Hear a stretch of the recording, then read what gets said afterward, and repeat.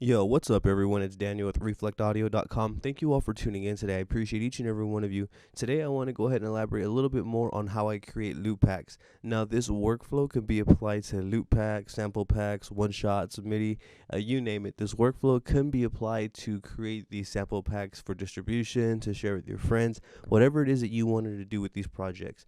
So, without further ado, I'm going to dive straight on into this. So I have FL Studio pulled up, and I'm going to go ahead and for this demonstration, so I don't have to take up too much time, I'm going to be using a MIDI from the Dark Days sample pack. This is going to be from the chords and melodies section. This is going to be MIDI 2. Now, I am going to be using this file since I created it myself, and I'm just demonstrating the workflow. On your end, upon creating, I just want to, let this be known. Do not use other people's MIDIs to create loops.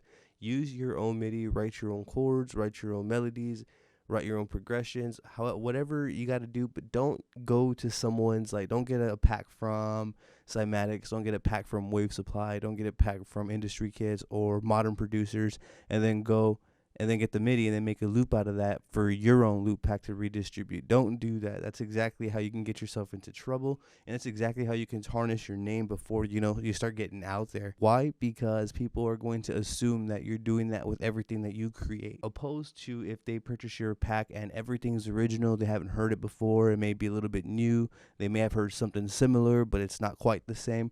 You want to stay in the realms of your own work. Do not go and take someone else's content, add some effects, flip it and make it your own, and then redistribute that. You always want to have your own content original. So with that being said, let's proceed. I also did create this MIDI file right here because the Dark Days sample pack, I created that myself as well. So everything in there was created from me. So that rule still applies to this video as well. Where I begin essentially is I always have my MIDI, like my final MIDI, the melody, everything written out before I'm going to actually export it. So this is what it sounds like right now.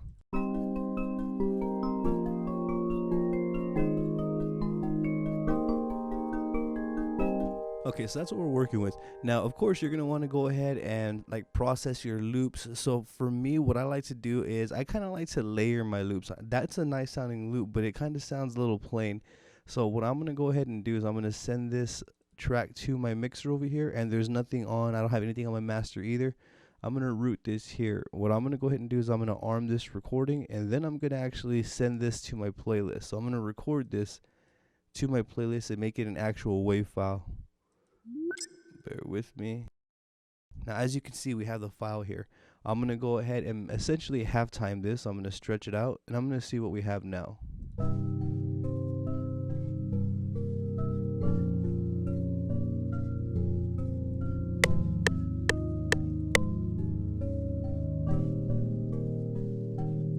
Okay, so perfect. Now what I want to go ahead and do is build a little bit more. I love the way that loop sounds, but I need to add a little bit more to it to make it exciting. So I'm just going to go ahead and just select any sound. Let's see.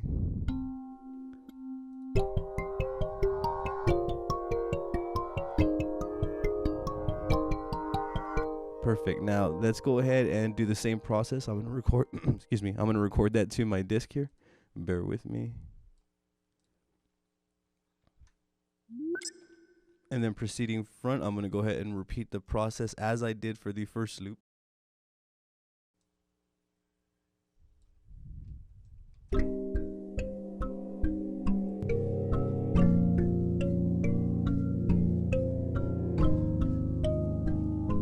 Now we're getting somewhere.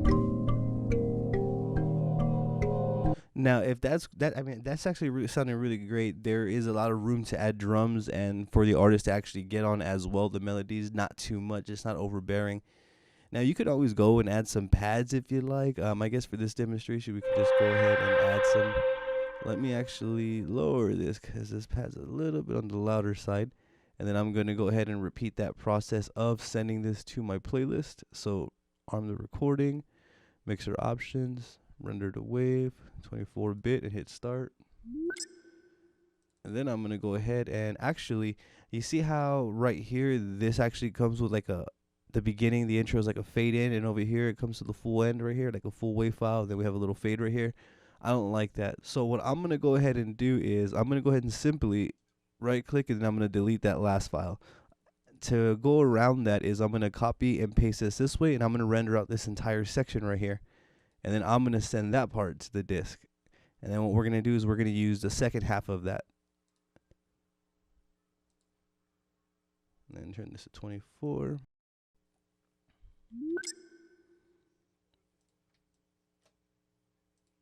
I'm going to right click.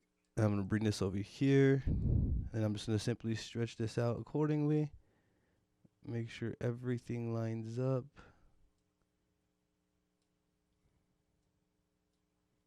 Now this is just me. Like, I like to make my loops really useful. I like to actually, make them usable. Every single loop is like this, and then we simply have a nice sounding loop here.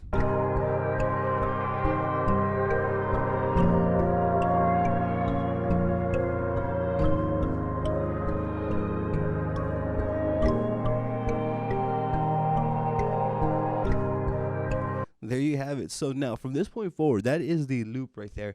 Now, I've seen most people actually just render out all of these elements into one file, which is cool. Don't get me wrong. You could do that. But what I like to do is I like to right click and export them as individual stems.